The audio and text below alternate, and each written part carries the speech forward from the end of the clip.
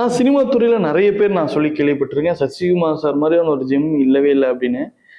நீங்க கிட்ட இருந்திருக்கீங்க, பார்த்திருக்கீங்க அப்படின்ற போது எதனால அவர் அப்படி சொல்றாங்க? அதை பத்தி. Simplicity, man of simplicity.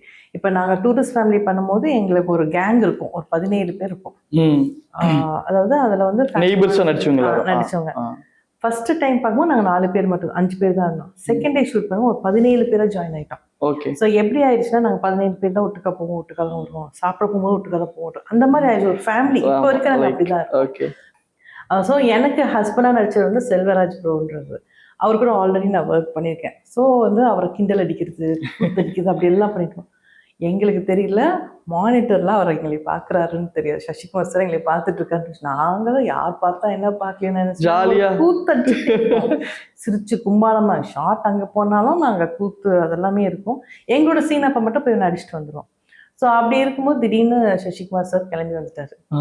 நிறைய வந்துட்டு நீங்கள் ஒரிஜினல் பேரா ஒரிஜினல் பேரா நீங்கள் அப்படின்னா இல்லை அப்படிதான் தெரியுது அப்படின்னு. அவர் எந்திரிச்சு வந்து எங்கிட்ட பேசணும்லாம் அவசியமே கிடையாது.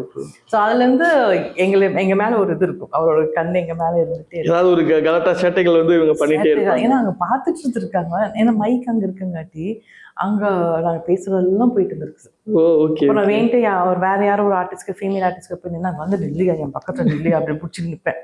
அதெல்லாம் வந்து நிஜமாவே ஹஸ்பண்ட் அண்ட் ஒய்ஃப் சண்டை போடுற மாதிரி இருக்கும்.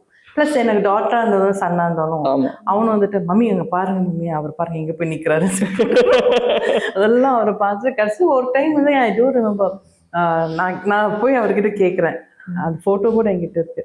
சார் இங்கே பாருங்க சார், நான் தாங்க சார் அவர் ஒய்ஃப். அவர் போய் அங்கே பக்கத்தில் போய் அவர் கூட நிற்கிறாரு சார், அவர் பிடிச்சிக்கல யோ இதுதானே நினைச்சு